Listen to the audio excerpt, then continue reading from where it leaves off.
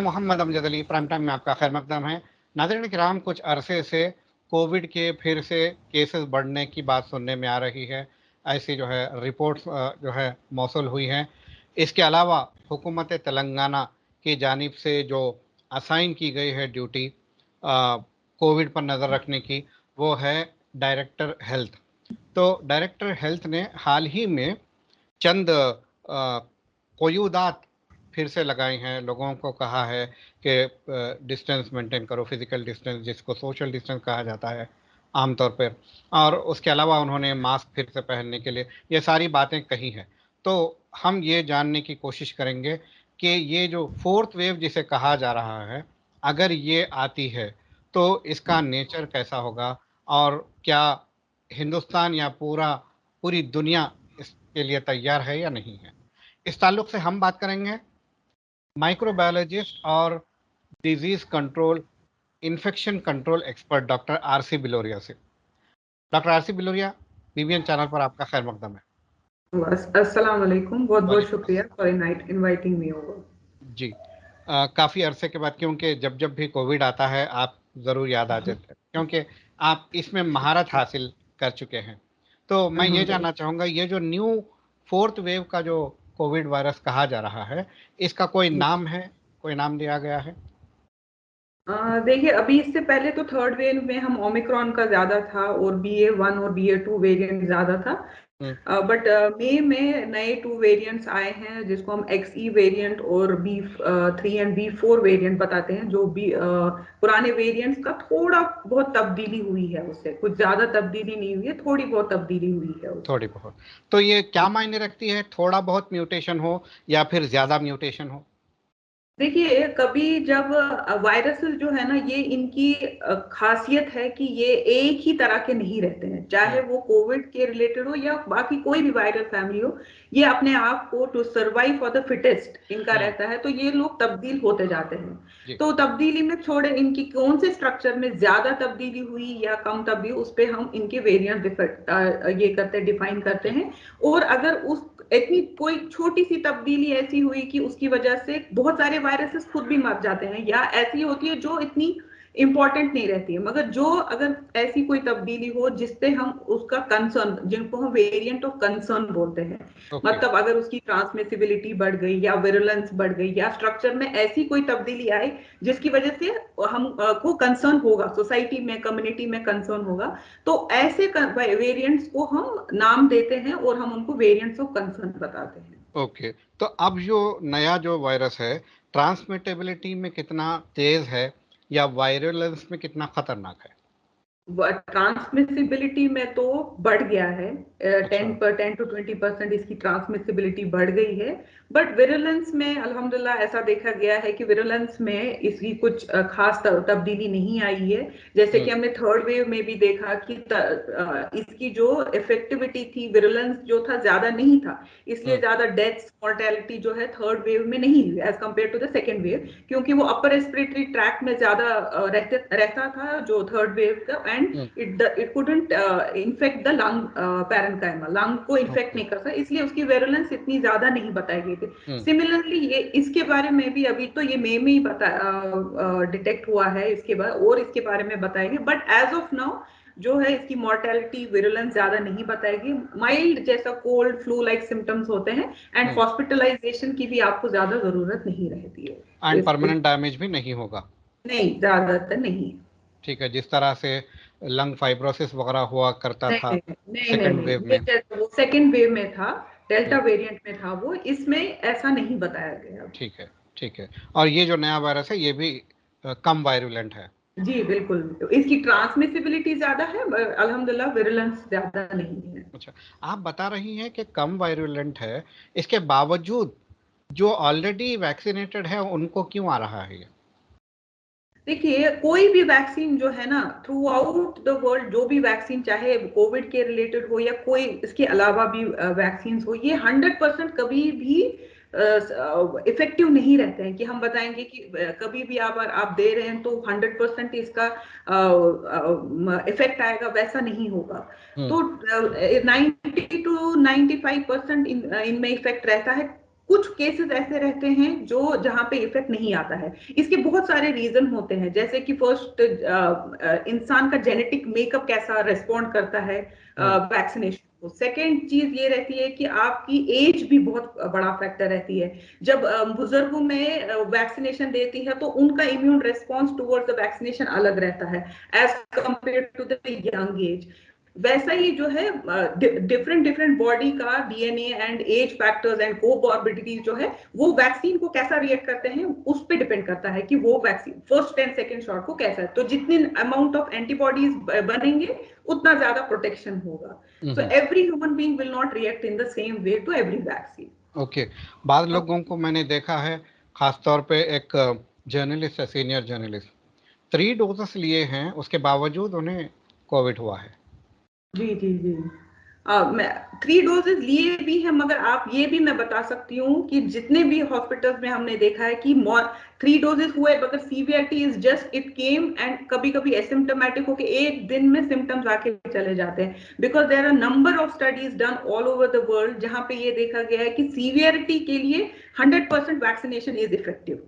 We can vouch on that 100% on the severity। 70% आपको वो illness से बचा नहीं सकता है, मतलब कोविड इन्फेक्शन नहीं होगा इससे नहीं बचाएगा, मगर सीवियरिटी से तो 100% आपको बचाएगा। किस लेवल तक होगा, अगर वो जवानों में हो रहा है आफ्टर वैक्सीनेशन तो डेफिनेटली उनको होम केयर में ही 1-2 दिन में खत्म हो जाएगा वो इन्फेक्शन, उनको हॉस्पिटल भी जाने की भी जरूरत नहीं है। अगर वही 3 शॉट्स के बाद ओल्ड एज में हुआ तो शायद उनको एडमिट होने की जरूरत होगी, मगर आईसीयू केयर की जरूरत नहीं होगी, वेंटिलेटर की जरूरत नहीं होगी, थोड़े से केयर से ही वो निकल जाएंगे। तो दैट मीन्स कि आपको सीवियरिटी में 100% एफिकेसी मिलेगी after 3 shots even if we take a precautionary dose. ठीक है, आप भी जाए तो वो उतना खतरनाक नहीं होगा, ज्यादा असर नहीं करेगा। बिल्कुल जी, अब ये जो वैक्सीन बनना शुरू हुए थे, 2-3 किस्म के वैक्सीन हैं, तो ये वैक्सीन को इमरजेंसी ऑथराइजेशन दिया गया था यूज करने का, इमरजेंसी यूज ऑथराइजेशन। तो क्या अभी भी वही स्टेटस है या फिर स्टेटस इंप्रूव हुआ है? नहीं, स्टेटस तो देखिए आप क्योंकि through out the world CDC के बहुत सारे ऐसे जर्नल्स पे इन पे इफेक्ट रिसर्च हुए हैं और इनके जो ट्रायल्स है बढ़ते जाएंगे। अभी इनकी जो अप्रूवल है वो तो वही रहेगा, मगर उसके ऊपर भरोसा हमारे को दिन ब दिन ज्यादा बढ़ते जाएगा कि because the number of studies, number of research जो उनके रिलेटेड हुए हैं ऑल ओवर द वर्ल्ड, वो not only in India, through out the world ज्यादा बढ़ेंगे, ज्यादा हुए हैं और उनकी एफिकेसी के बारे में ज्यादा मालूमात हुए हैं कि उनकी एफिकेसी कितने दिन तक रहती है, कहाँ पे कम होते जा रही है, वो सारा डेटा अब हमारे को मालूम है। इसलिए ये भी पता चला कि हमारे को प्रिकॉशनरी डोज किस स्टेज पे लेना चाहिए। तो इतना रिसर्च जब होने के बाद से हमारे को confidence over vaccine, Covid vaccine definitely बढ़ना चाहिए। जी, अच्छा, रिलायबिलिटी में कौन सा वैक्सीन ज्यादा बेहतर है आजकल?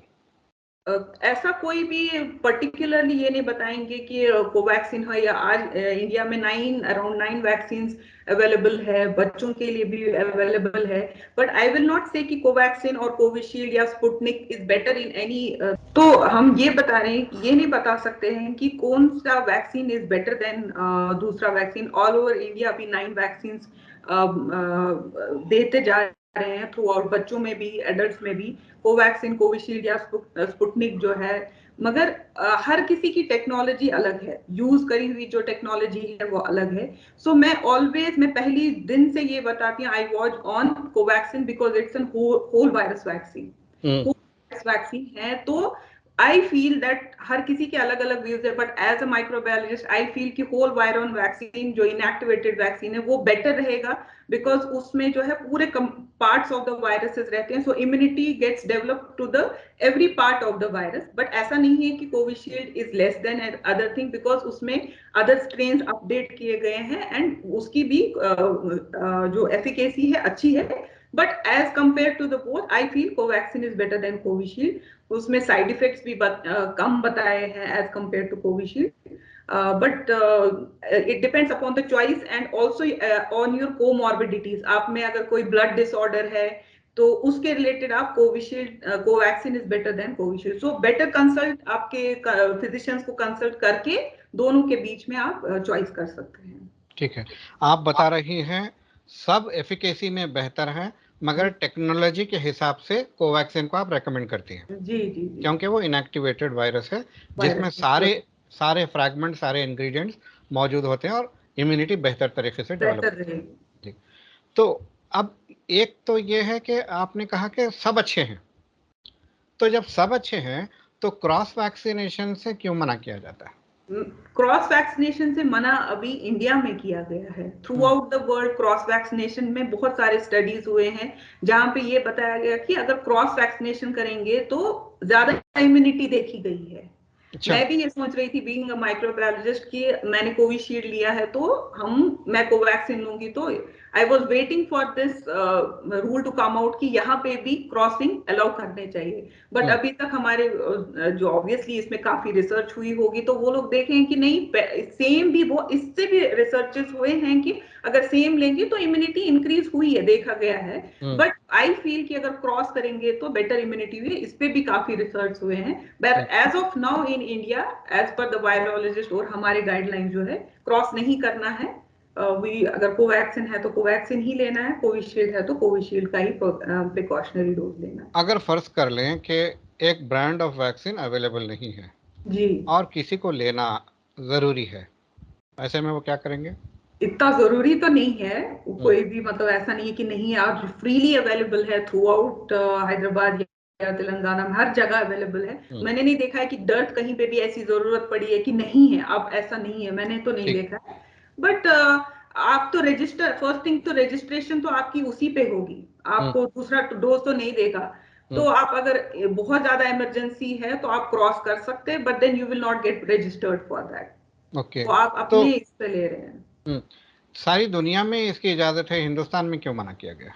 मैं आपको बता रही हूँ कि इसमें वायरोलॉजिस्ट ने काफी रिसर्च इस पे की कि यहाँ पे इंडिया में जो रिसर्च है कि इससे भी इम्यूनिटी लेवल इंक्रीज होती है। जो इंडियन पॉपुलेशन में देखा जा रहा है कि सेम डोज भी देंगे, सेम बूस्टर शॉट भी देंगे तो भी इम्यूनिटी बढ़ रही है एक लेवल तक। So hmm, we don't need to cross, तो ऐसा ओके। बताया है। तो एविडेंस मे भी आगे जाके जब ज्यादा रिसर्च होगी इसके related, may be they will evolve, because ये एक इवॉल्विंग फील्ड है जिसपे हर कोई गाइडलाइन जो है रिसर्च पे डेवलप होती है। तो may be in near future they may change this guideline कि अब मिक्सिंग भी कर सकते हैं, कॉकटेल भी ले सकते हैं। Okay, cocktail. हम्म, बड़ा अच्छा मशवरा आपका है कि कॉकटेल ऑफ वैक्सीन्स लेंगे ताकि जो है जी सारी अच्छाइयाँ एक जगह जमा होकर जी जी। इंसान के लिए एक्चुअली ज़्यादा। वही उसका मतलब है कि दोनों का मिक्स होके दोनों के फायदे मिल सके। Okay, okay. जी। अब आप एहतियातें क्या रेकमेंड करेंगी, जिस सबसे तरह से पहले नंबर पहले? वन है, हर किसी को मालूम हो गया है, आई डोंट थिंक कि कोई सुनना भी चाहता है कि क्या एहतियात करना है, बट मेरी तरफ से ये एडवाइस सबके लिए है कि आप प्लीज आपका कोविड वैक्सीनेशन स्केड्यूल, डरिए मत और स्केड्यूल पहले पूरा कंप्लीट करिए। बहुत सारे लोगों ने फर्स्ट डोज तो ले लिया है मगर उनको कुछ बुखार आ गया, कुछ माइनर इफेक्ट्स हो गए, तो वो लोग फर्स्ट डोज पे पहले ही डर डर के फर्स्ट डोज लिए थे। उसके बाद से कुछ बुखार आया या कुछ तबीयत खराब हुई तो उसकी वजह से वो सेकेंड शॉट नहीं लिए हैं। तो पहले मैं उनकी उनसे गुजारिश करती हूँ कि आप प्लीज आपका सेकेंड शॉट ले लीजिए। और अगर आपने सेकेंड शॉट भी लिया है और अब आप ऐसा सोच रहे हैं क्योंकि कि अब आपको जरूरत नहीं है, हमारे को कोविड नहीं हुआ है और हमारे को काफी अच्छी इम्यूनिटी है, तो उसके बाद से इस पे भी आप बिलीव मत करिए, क्योंकि ये देखा गया है कि 6 to 9 मंथ्स के बाद आपके जो एंटीबॉडी लेवल है इन आपकी बॉडी में जो है वो ड्विंडल होते हैं, डाउन हो जाते हैं, which are not effective to fight the new covid infection. Hmm, तो प्रिकॉशनरी डोज आपको लेना है अगर आपने 9 मंथ्स कंप्लीट किए हैं आफ्टर योर सेकेंड डोज। तो ओके, आप फ्रीली आप रजिस्टर कर सकते हैं सेम वही मोबाइल नंबर से जैसे आपने फर्स्ट एंड सेकेंड किया है। And please take your precautionary dose अगर आप एलिजिबल है।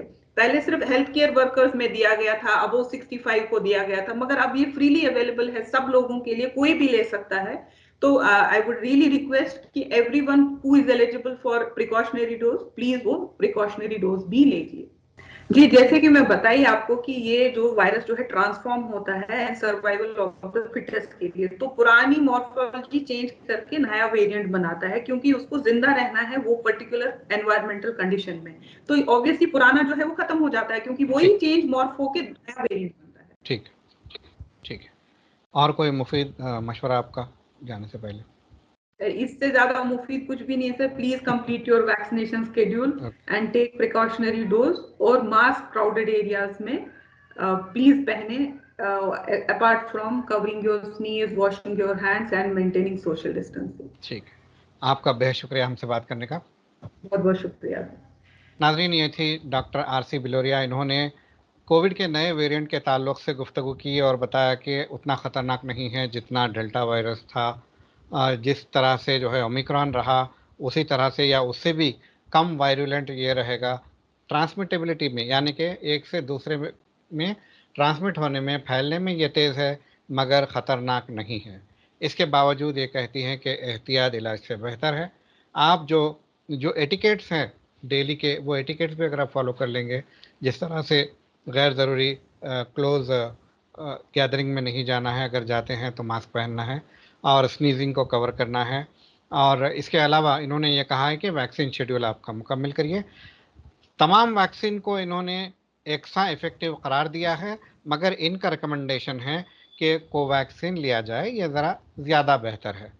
ये इनकी अपनी स्टडी है टेक्नोलॉजी के बेसिस पे, और जिस तरह से साबिक में वायरस के एंटीवायरस तैयार होते थे उस बेसिस पे इन्होंने कहा है।